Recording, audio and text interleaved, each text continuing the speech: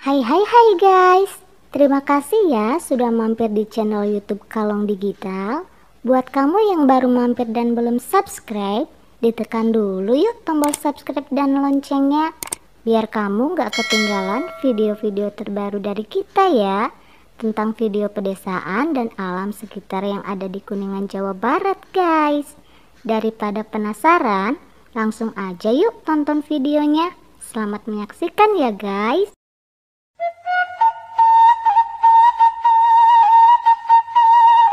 Sejarah singkat Desa Andamui. Berdirinya Desa Andamui tidak bisa dilepaskan dari keberadaan dan perkembangan Desa Luragung.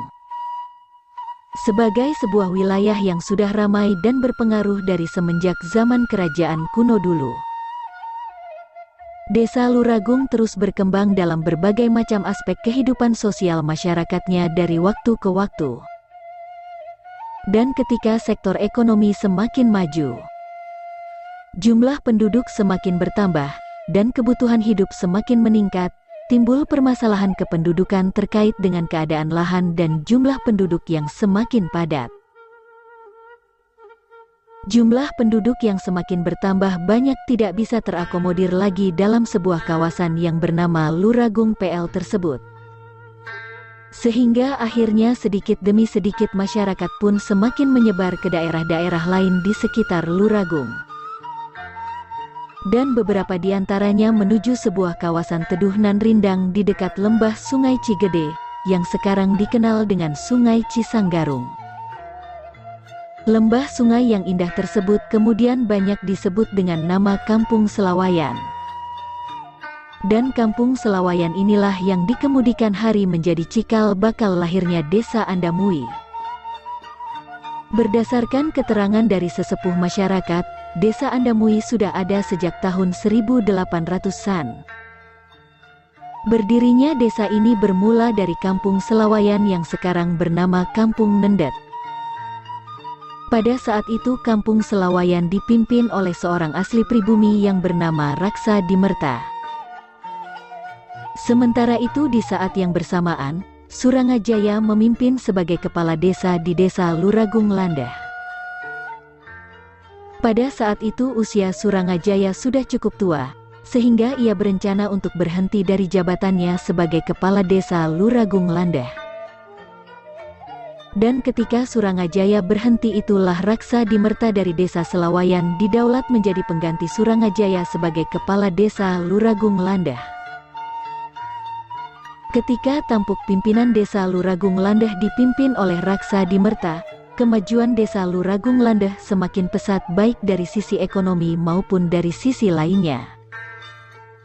Berkat kepiawaiannya dalam menjalankan pemerintahan tersebut, Raksa Dimerta mendapat gelar Jejelekku Aris, yang artinya segala sesuatu yang ia lakukan atau tugas yang ia emban selalu dijalankan dengan baik.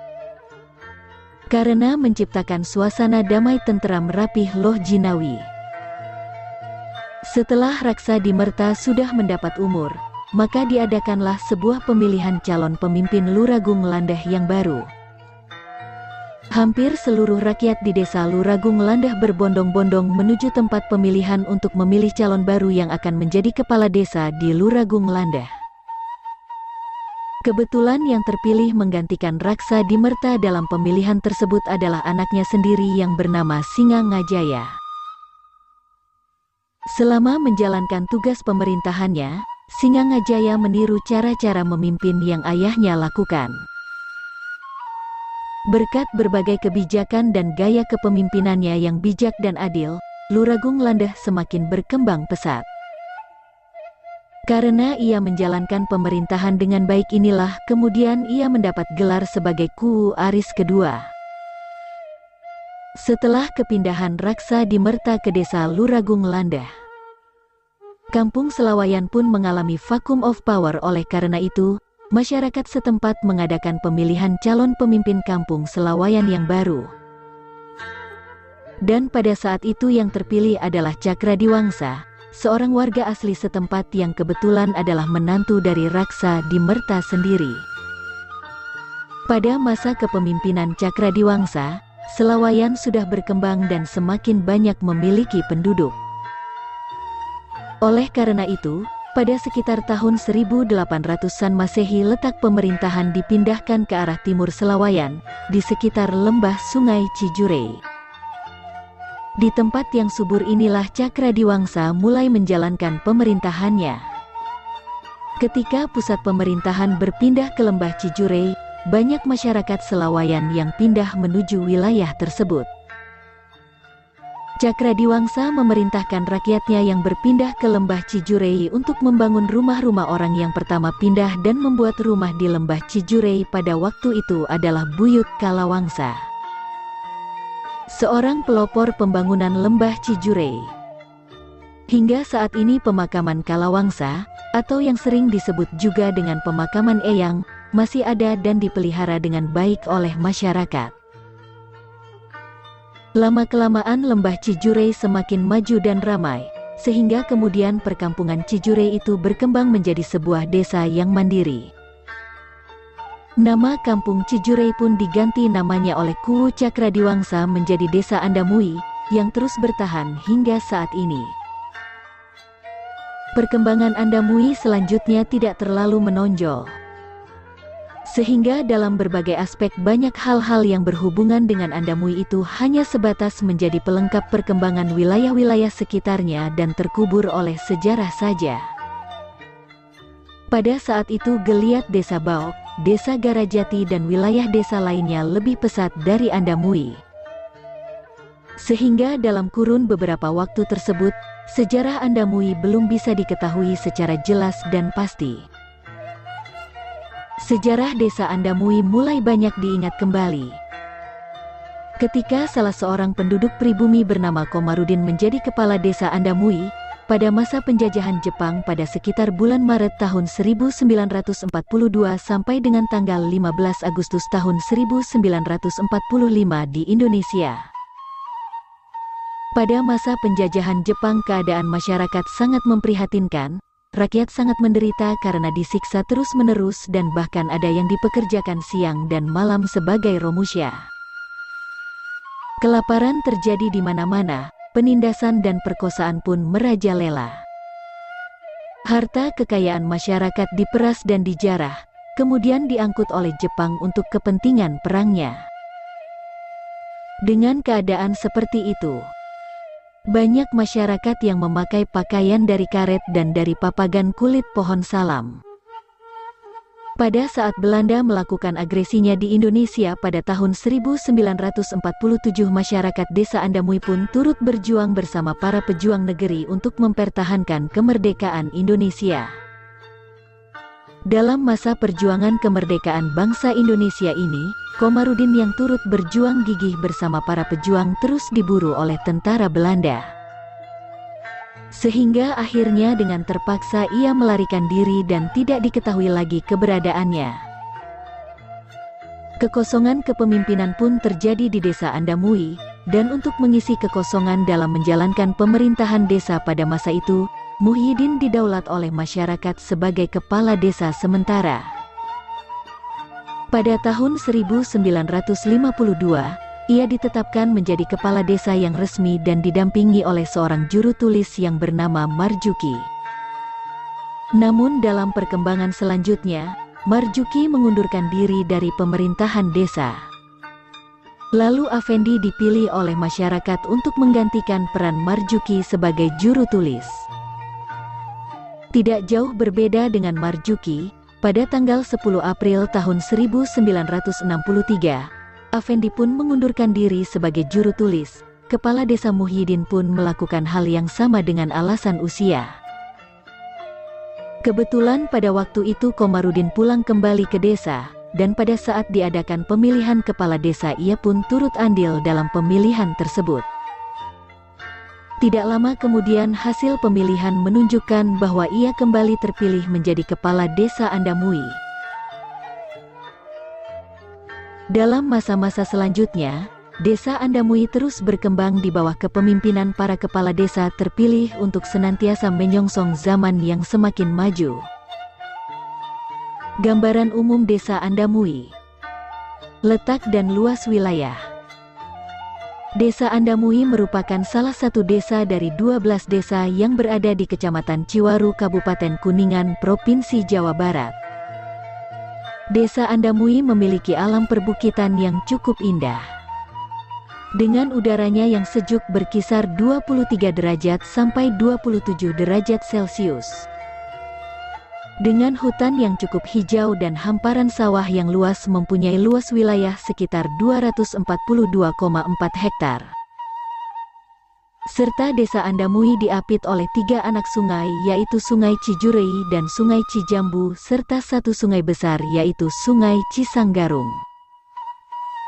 Keadaan bentangan lahan yang berupa daratan sebagian besar digunakan untuk areal pemukiman 25 hektar. Pekarangan 3,5 hektar, sawah 137 hektar, ladang dan perkebunan 5,5 hektar, hutan rakyat 149 hektar, pemakaman 0,4 hektar, perkantoran dan sarana umum lainnya 0,715 hektar.